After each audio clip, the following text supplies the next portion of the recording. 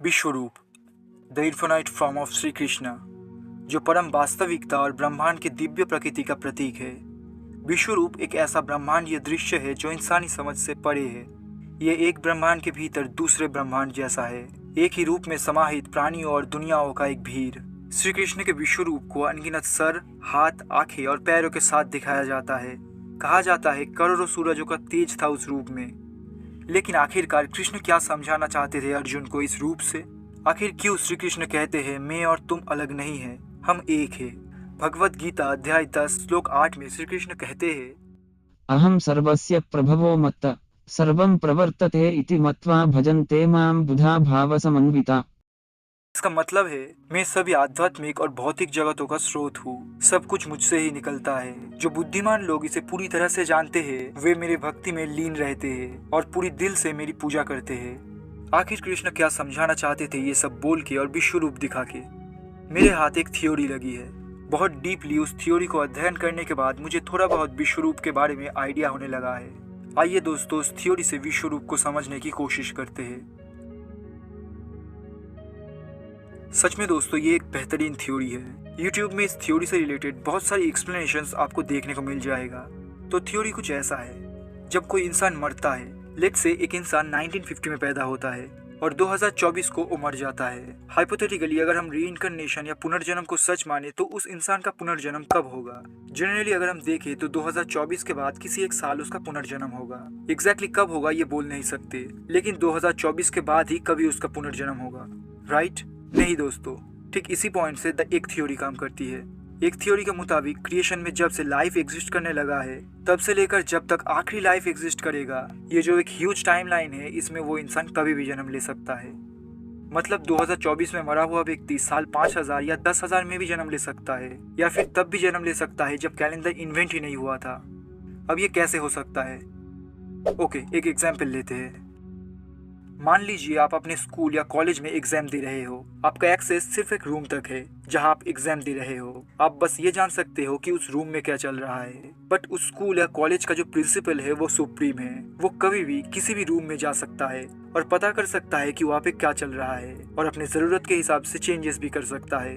मतलब आप जो एग्जाम दे रहे हो आपके लिए वो रूम ही सब कुछ है, बट उस रूम के बाहर एक पूरा स्कूल है, हालांकि वो रूम भी स्कूल के अंदर ही है। ठीक वैसे ही एक व्यक्ति जब जीता है उसके लिए वो जिंदगी सब कुछ होता है। जैसे एग्जाम दे रहे लड़के के लिए वो एग्जाम हॉल ही सब कुछ होता है जब तक वो एग्जाम दे रहा है। हम सभी टाइम से बंधे हुए हैं। हम एक विशाल टाइमलाइन के भीतर जीते हैं और हर वक्त हम समय में आगे बढ़ते जा रहे हैं। इसीलिए हमें लगता है कि अगर पुनर्जन्म होगा तो वो बस हमारे मरने के बाद ही कभी होगा। लेकिन ये थॉट तो आपके टाइमलाइन के भीतर से देखने पे आ रहा है। अभी अब थोड़ा सा टाइमलाइन को जूम आउट करके उसे बाहर से देखने की कोशिश करो, जैसे सुप्रीम गॉड या ईश्वर हमें देखते हैं। अभी आपको पता चलेगा कि इस ह्यूज टाइमलाइन में आप जब मरे थे उससे पहले का जो टाइम है आप अभी उसे भी देख पा रहे हो। जैसे वो प्रिंसिपल स्कूल में सुप्रीम था तो वो कभी भी कहीं भी जा रहा था, ठीक वैसे ही टाइमलाइन के अंदर से आपका ये दृश्य देखना संभव नहीं था। अभी आप पूरे टाइमलाइन में कहाँ कब क्या हो रहा है वो सब जान सकते हो, क्योंकि आपके पास अभी सुप्रीम विजन है। यानी कि एक बार मरने के बाद आपका पुनर्जन्म पूरे टाइमलाइन में कभी भी हो सकता है, मरने के समय से पहले भी। क्योंकि जहां हमें लग रहा था कि पास्ट तो जा चुका है तो पास्ट अब एग्जिस्ट नहीं करता, बट इस तरह से देखने से आपको पास्ट, प्रेजेंट और फ्यूचर का पता ही नहीं चलेगा। अभी तक हमें ये पता चला है कि एक बार मरने के बाद पूरे टाइमलाइन में हम दोबारा कभी भी जन्म ले सकते हैं। वीडियो आगे और भी कंफ्यूजिंग होगा दोस्तों, तो समझ में ना आए तो कमेंट में ज़रूर पूछ लेना। अब अगर एक इंसान 2024 में मर रहा है और उसका पुनर्जन्म 2002 में हुआ हो तो चीज़ें बहुत इंटरेस्टिंग हो जाता है। कैसे, वो बताता हूँ। अब देखो, जब पुनर्जन्म हुआ तो वो तो धरती पे ही जन्म लेगा ना। इसका मतलब बहुत ही हाई चांसेस है कि वो दोनों एक दूसरे से मिल सकते हैं। वाह, ये इसलिए हुआ क्योंकि 2024 में जो इंसान मरा 2002 में वो जिंदा था और अभी भी उसके मरने में 22 साल बाकी थे। अब 2002 में जो पैदा हुआ वो भी कभी ना कभी मरेगा और उसका भी पुनर्जन्म होगा। दोस्तों इस तरह से एक ही आत्मा 3 जिंदगी जिया।